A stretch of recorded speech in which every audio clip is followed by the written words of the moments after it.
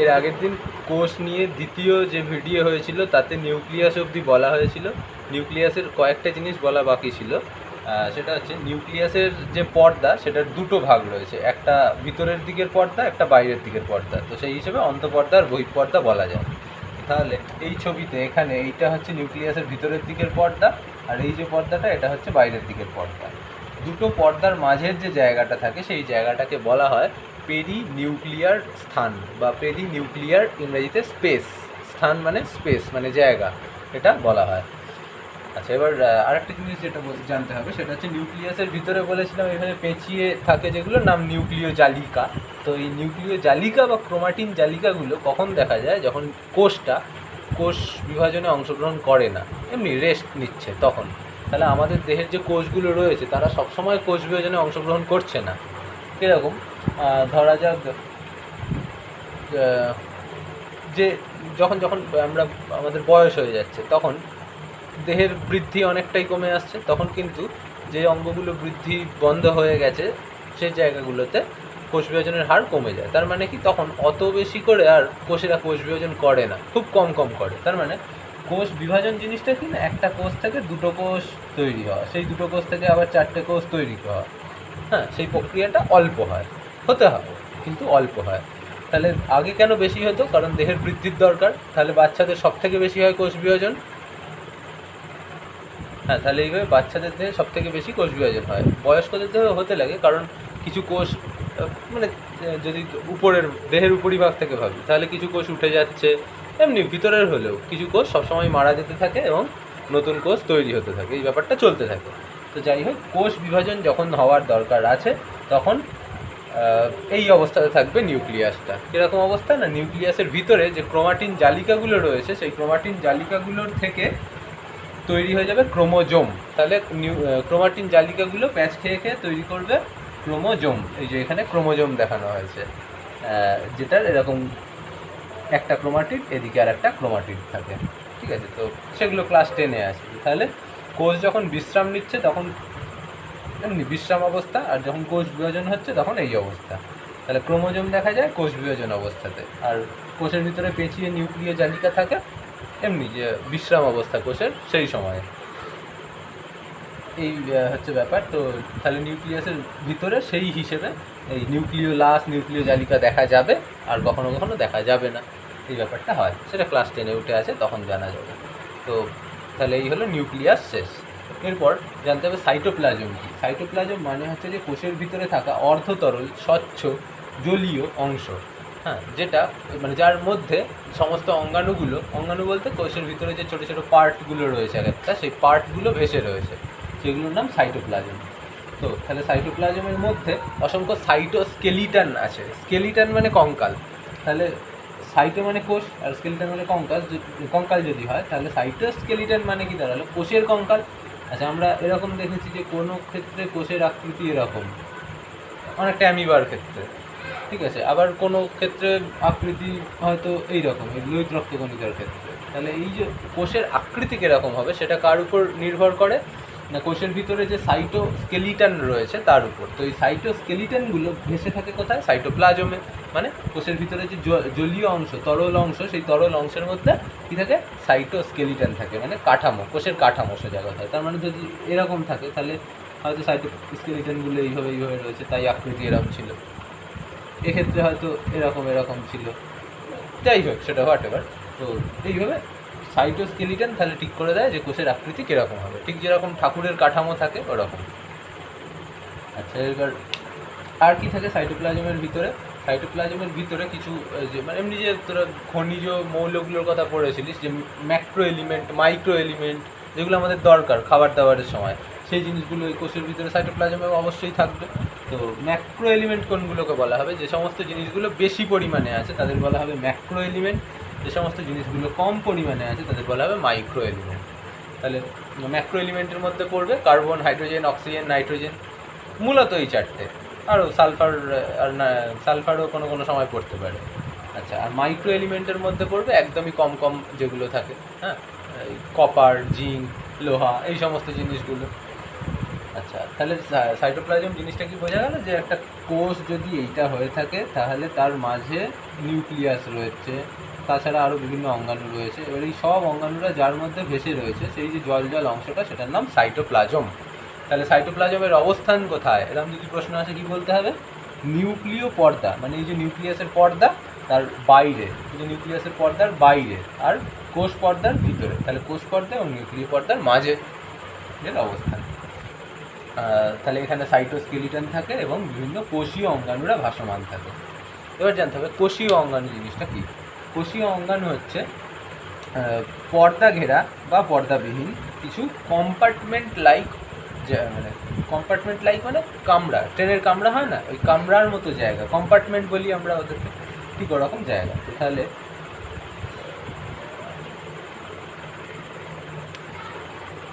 যদি এই একটা কোষ হয়, তার ভিতরে ধরা যায় এখানটা নিউক্লিয়াস আছে, আরও বিভিন্ন ভাগে কোষের ভিতরটা ভাগ হয়। কোনো জায়গাটা হয়তো এরকম হয়েছে, কোনো জায়গাটা এরকম হয়েছে, একটা গোল কিছু হয়েছে। তো এই যে ভাগগুলো হচ্ছে, এক এক জায়গায় এক এক কাজ হয়, সেগুলোই আমরা আস্তে আস্তে জানবো কোন জায়গায় কী কাজ হয়। তো এই যে বিভিন্ন জায়গায় বিভিন্ন কাজ হবার জন্য কোষের ভিতরের জায়গাটাকে বিভিন্ন কম্পার্টমেন্টে বা বগির মতো অংশে বা কামরার মতো অংশে ভাগ হতে হয়। ঠিক আছে, সেইগুলোকে বলা হয় বাংলাতে অঙ্গাণু, ইংরেজিতে বলা হবে অর্গানেলিস। তো এই কোষ অঙ্গাণুর নামগুলো এবার জানতে হবে। আচ্ছা, এবার হ্যাঁ, কোষ অঙ্গাণুগুলো কী কী হতে পারে, পর্দা ঘেরা হতে পারে, পর্দাবিহীন হতে পারে। যে পর্দা ঘেরা অঙ্গাণু কোথায় থাকে আর পর্দাবিহীন অঙ্গাণু কোথায় থাকে? পর্দাবিহীন অঙ্গাণুগুলো প্রোক্যারিওটিক কোষ আর ইউক্যারিওটিক কোষ দু জায়গাতেই থাকে, কিন্তু পর্দা ঘেরা অঙ্গাণু প্রোক্যারিওটিক কোষে থাকে না, শুধুই ইউক্যারিওটিক কোষে থাকে।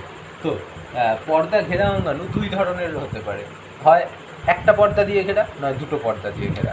তাহলে কোনো কোনো অঙ্গাণু আমরা দেখবো যে একটাই পর্দা দিয়ে ঘেরা আছে, আবার কোনো কোনোটা দেখবো হয়তো দুটো পর্দা দিয়ে ঘেরা। তাহলে এইভাবে নাম হবে তাদের, কোনোটা একক পর্দাবৃত মানে যাদের একটা পর্দা আছে, কোনোটা দ্বিপর্দাবৃত যাদের দুটো পর্দা আছে। তো এই পর্দা ঘেরা অঙ্গাণুর মধ্যে প্রথমেই পড়ছে হচ্ছে যে মাইটোকন্ড্রিয়া, এটা দ্বিপর্দাবৃত মানে দুখানা পর্দা ঘেরা অঙ্গাণু। মাইটোকন্ড্রিয়াকে কোষের শক্তিঘর বলা হয়, ক্লাস 8-এ পড়া আছে। তো তাহলে মাইটোকন্ড্রিয়া এর ভিতরে শক্তি তৈরির যে বিক্রিয়াগুলো সেগুলো ঘটে, তাই জন্য একে কোষের শক্তিঘর বলা হয়। মাইটোকন্ড্রিয়াকে কোষের শক্তিঘর বলা হয়। মাইটোকন্ড্রিয়ার দুখানা পর্দা রয়েছে, ছবিতে দেখানো রয়েছে। এই যে ভিতরের পর্দাটা এটা ভাঁজ হয়ে হয়ে থাকে, আর বাইরের পর্দাটা এটা। এবার দুটো রং দিয়ে আঁকলে ভালো হতো, তো এখানে এঁকে ফেলেছি। এই যে ভিতরের পর্দা যেটা ভাঁজ হয়ে রয়েছে, আর এই যে বাইরের পর্দা। তো তাহলে নাম কি কি হবে? ভিতরেরটার নাম অন্তঃপর্দা, বাইরেরটার নাম বহিঃপর্দা, ঠিক যেরকম নিউক্লিয়াসের ওখানে হয়েছিল। এবার অন্তঃপর্দা আর বহিঃপর্দার মাঝে জায়গা রয়েছে, ঠিক ওখানেও যেরকম ছিল। তাহলে এই যে জায়গাগুলো অন্তঃপর্দা বহিঃপর্দার মাঝে, সেই জায়গাগুলোর নাম কি হবে? এবার আগে ছিল পেরি নিউক্লিয়ার স্পেস বা পেরি নিউক্লিয়ার স্থান, এবারে হবে পেরি মাইটোকন্ড্রিয়াল স্পেস, কারণ মাইটোকন্ড্রিয়ার মধ্যের জায়গা, তাই জন্য নাম পেরি মাইটোকন্ড্রিয়াল স্পেস। আচ্ছা, এবার এই যে মাইটোকন্ড্রিয়ার বাইরের পর্দা, এর গায়ে কিছু দানা দানা অংশ দেখা যায় বা ছোট ছোট অংশ দেখা যায়, যাদেরকে বলা হয় পার্সনের অধঃএকক। তাহলে এই জায়গায় যে দানা দানা প্রোটিন বা কিছু দেখা যাবে, তাদের বলা হবে পার্সনের অধঃএকক। আর মাইটোকন্ড্রিয়ার অন্তঃপর্দার গায়ে যে দানা দানা অংশ দেখা যাবে, সেগুলোর আলাদা নাম রয়েছে, তাদেরকে বলা হয় F0 F1 দানা। তো এটা নিয়ে পরে আসছি। এবার অন্তঃপর্দা যেটা, সেখান থেকে একটা খুব প্রশ্ন আসে যে ক্রিস্টি কাকে বলে। মাইটোকন্ড্রিয়ার অন্তঃপর্দা ভাঁজ হয়ে কিছু আঙুলের মতো অংশ তৈরি করে, এই যে এইটা, ঠিক আছে, এখানে এইটা এরকম আঙুলের মতো অংশ তৈরি করে, যেই অংশগুলোকে বলা হয় ক্রিস্টি। আর এই ক্রিস্টির গায়ে টেনিস র্যাকেটের মতো, টেনিস র্যাকেট কীরকম দেখতে হয়, এরকম টেনিস র্যাকেটের মতো কিছু দানাদার অংশ থাকে, যাদেরকে বলা হয় F0 F1 দানা। হ্যাঁ, এই অংশের মধ্যে F1 F0 আছে। হ্যাঁ, আর এই F1 F0 দানার আর একটা নামও রয়েছে, অক্সিজম বলা হয়। ঠিক আছে, তাহলে মাইটোকন্ড্রিয়ার ক্রিস্টি কি, এটা প্রশ্ন আসে। আর ক্রিস্টির গায়ে কি দেখা যায়? F1 F0 দানা দেখা যায়। সেগুলো কি? এক একটা প্রোটিন দিয়ে গঠিত অংশ, যেখানে অনেক উৎসেচক থাকে, কিছু বিক্রিয়া ঘটে, এই সমস্ত কাজ হয়। আচ্ছা, এবার মাইটোকন্ড্রিয়া আবিষ্কার কে করেছিল, মানে প্রথম কে দেখেছিল? বেন্ডা বলে একজন মাইটোকন্ড্রিয়া প্রথম দেখেছিল বা আবিষ্কার করেছিল।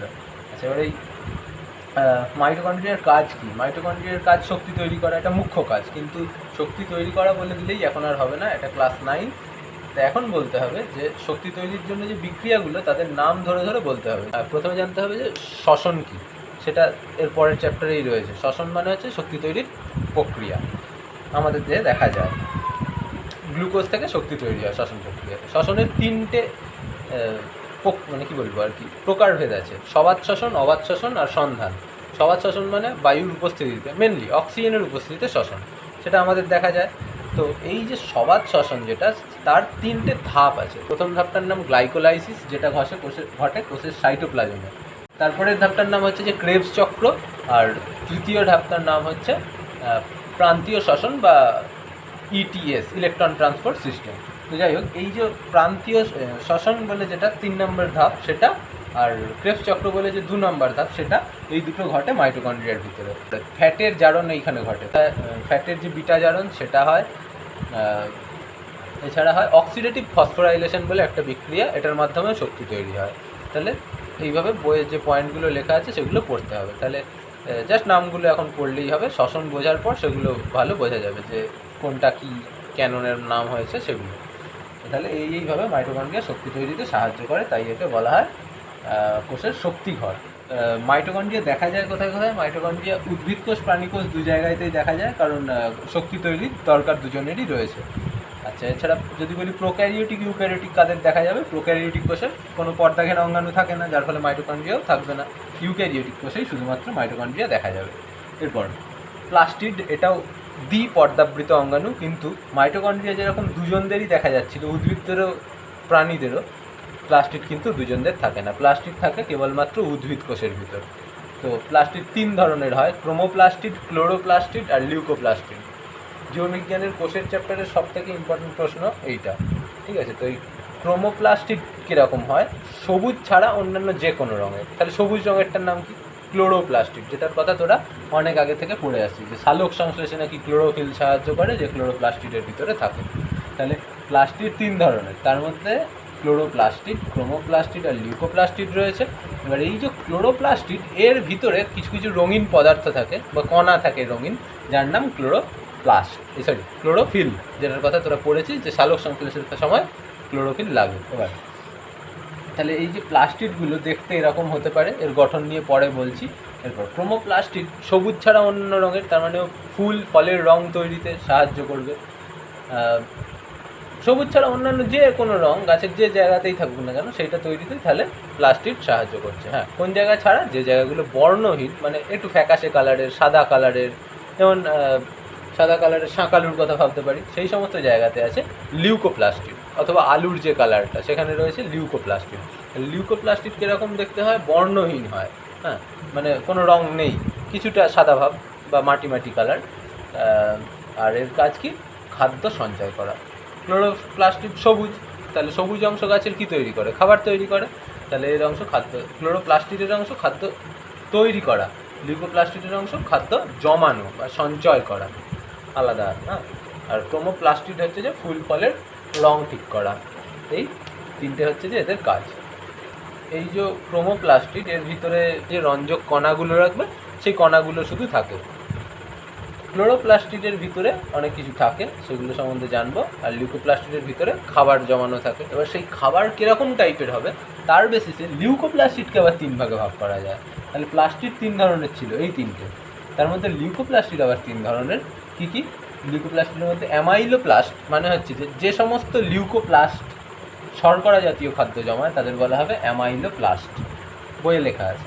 তারপর অ্যালাইওপ্লাস্ট, মানে যে সমস্ত প্লাস্টিড, লিউকোপ্লাস্টিড ফ্যাট জাতীয় খাবার জমাবে তাদের বলা হবে অ্যালাইওপ্লাস্ট।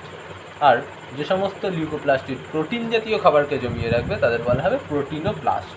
তাহলে এবার এই যে কথাগুলো বললাম যে প্লাস্টিডের কোন রকমটা কোথায় থাকে, তাই দিয়ে সহজেই বোঝা যায় যে গাছের পাতা, গাছের সবুজ যে অংশগুলো, সেখানে থাকবে ক্লোরোপ্লাস্টিড। যদি বলি ফুলের পাপড়ি, ফল, এর মধ্যে কোন প্লাস্টিড বেশি আছে, এর যে কোষের ভিতরে কোন প্লাস্টিড বেশি আছে, অবশ্যই তাহলে ক্রোমোপ্লাস্টিড বেশি আছে। আর লিউকোপ্লাস্টিডদের ক্ষেত্রে তাহলে ধরা যাক শাঁকালুর ভিতরে, শাঁকালু কি? এটা ধরনের আলুর মতোই গাছ, যেটা খাদ্যকে জমিয়ে রাখছে। এদের ভিতরে লিউকোপ্লাস্ট বেশি আছে, কারণ খাবার জমিয়ে রাখছে। ঠিক আছে, তাহলে এই হচ্ছে প্লাস্টিডের কোথায় থাকলে কী হয় এই ব্যাপারগুলো। মাইটোকন্ড্রিয়ার নাম করেছিল বেন্ডা, আর প্লাস্টিডের নাম করেছিল হেকেল। হ্যাঁ, তাহলে আর্নস্ট হেকেল বলে একজন বিজ্ঞানী এই প্লাস্টিডের নামকরণ করেছিল। এরপর ক্লোরোপ্লাস্টের ভিতরে যে অংশগুলো দেখা যায় সেটা জানতে হবে। একটা আদর্শ ক্লোরোপ্লাস্টকে এরকম দেখতে হয়, মানে এরকম বলতে এর ভিতরটা দেখানো হয়েছে, দেখতে হয় গোল মতোই। তো তার যদি আমরা কী বলবো, মানে জাস্ট পর্দাটা তুলে দিই তাহলে এরকম দেখতে লাগবে। ভিতরে কী কী রয়েছে একটু দেখি। যে লাল লাল এরকম বস্তা বস্তা অংশগুলো রয়েছে, এই এক একটা বস্তাকে বা একটা বস্তার মতো অংশকে বলা হয় থাইলাকয়েড। এরকম কতগুলো থাইলাকয়েড জুড়ে জুড়ে জুড়ে জুড়ে তৈরি হয় গ্রানাম। তাহলে এটা একটা গ্রানাম, এই যে পুরো লেয়ারটা, এই পুরো যে স্তম্ভটা বা থাকটা, সেটা আর একটা গ্রানাম, এটা আর একটা গ্রানাম, এটা আর একটা গ্রানাম। এরকম অনেক কটা গ্রানামকে একসাথে বলা হয় গ্রানা। ঠিক আছে, তাহলে এক বচনে গ্রানাম যখন এক একটা, আর যখন সব কটাকে একসাথে বলবো তখন গ্রানা। আচ্ছা, আর থাইলাকয়েড হচ্ছে এই এক একটা বস্তার মতো অংশ। তাহলে এই যে গ্রানামটা, এখানে 1 2 3 4 5টা থাইলাকয়েড রয়েছে, এরকম একটা ব্যাপার। মানে আসলে ওরকম খুঁজতে যাওয়াটা উচিত না, আসলে অনেক অনেক থাকে। হ্যাঁ, আমি জাস্ট ছবির কথা বলছি। আচ্ছা, এরপর তাহলে ক্লোরোপ্লাস্টের ভিতরে বা ক্লোরোপ্লাস্টিডের ভিতরে একই জিনিস। হ্যাঁ, ক্রোমোপ্লাস্ট যা ক্রোমোপ্লাস্টিড তাই, ক্লোরোপ্লাস্ট যা ক্লোরোপ্লাস্টিড তাই, লিউকোপ্লাস্ট যা লিউকোপ্লাস্টিডও তাই। তাহলে হ্যাঁ, যেটা বলছিলাম যে ক্লোরোপ্লাস্টের ভিতরে গ্রানা বলে কিছু অংশ রয়েছে, যেগুলো এরকম থাক থাকভাবে থাকে। তার মধ্যে ওই যে থাইলাকয়েড বললাম, থাইলাকয়েডের ভিতরে একটা কণা আছে যার নাম কোয়ান্টোজোম। এই যে সালোক সংশ্লেষে সাহায্য করে, সালোক সংশ্লেষে সাহায্য করে শুনে আসছি, কে সাহায্য করে? এই কোয়ান্টোজোম সাহায্যটা করে। কেন? কোয়ান্টোজোমের ভিতরে PS1 PS2 বলে দুখানা আলোক কেন্দ্র থাকে, যে জায়গাতে ক্লোরোফিল থাকে, এবং সেই ক্লোরোফিল সূর্যের যে আলো সেটাকে আবদ্ধ করতে, মানে কী বলবো, মানে সূর্যের আলোটাকে শোষণ করতে সাহায্য করে। ঠিক আছে, তাহলে ওই PS1 ফটো সিস্টেম 1 আর PS2 ফটো সিস্টেম 2, সব সালোক সংশ্লেষে আবার আছে, আমি তখন বলবো। তো এই ব্যাপার। আর ক্লোরোফিল হচ্ছে যে ওই আলোটাকে শোষণে সাহায্য করে। তাহলে ক্লোরোপ্লাস্টিড উদ্ভিদের কোষের ভিতর থাকে। ক্লোরোপ্লাস্টিডের ভিতরে গ্রানাম থাকে। গ্রানাম আবার এক একটা মানে অনেক কটা থাইলাকয়েড দিয়ে গঠিত। থাইলাকয়েডের ভিতরে থাকে কোয়ান্টোজোম, কোয়ান্টোজোমের ভিতরে থাকে ক্লোরোফিল। এই এত জটিল একটা ব্যাপার, মুখস্থ রাখলে খুবই সোজা। আচ্ছা, এবার গ্রানামগুলো ছাড়া যে ফাঁকা জায়গাগুলো রয়েছে সেখানে কিছু অর্ধতরল জলের মতো অংশ থাকবে, যাদের নাম হবে স্ট্রোমা। তাহলে যে ফাঁকা অংশগুলো রয়েছে সেগুলোর নাম স্ট্রোমা। ওই স্ট্রোমাগুলোতে কী হয়, দেখা যায় যে গ্রানাগুলো, এক একটা গ্রানাম অন্য গ্রানামের সাথে কিছু অংশ দিয়ে জুড়ে রয়েছে। এই যেখানে দেখানো হয়েছে, এই অংশটা দিয়ে জুড়ে রয়েছে, এই যে লাল অংশটা দিয়ে জুড়ে রয়েছে। তাহলে এই যে অংশগুলো দিয়ে জুড়ে থাকে তাদের বলা হয় ল্যামেলি। তো এই ল্যামেলিগুলো কোথায় থাকছে? স্ট্রোমাতে থাকছে, যার জন্য নাম হবে স্ট্রোমাল ল্যামেলি। তাহলে বই থেকে এই ছবিটা কিন্তু খুব ভালো করে দেখতে হবে যে কী কী অংশ ক্লোরোফিলের ভিতরে থাকে, ক্লোরোপ্লাস্টিডের ভিতরে থাকে। আজকের ভিডিওতে এই কতগুলো অংশ নিয়ে আলোচনা করা হলো। এর পরের দিন এন্ডোপ্লাজমীয় জালিকা, গলগি বডি, সেন্ট্রোজোম এগুলো হবে।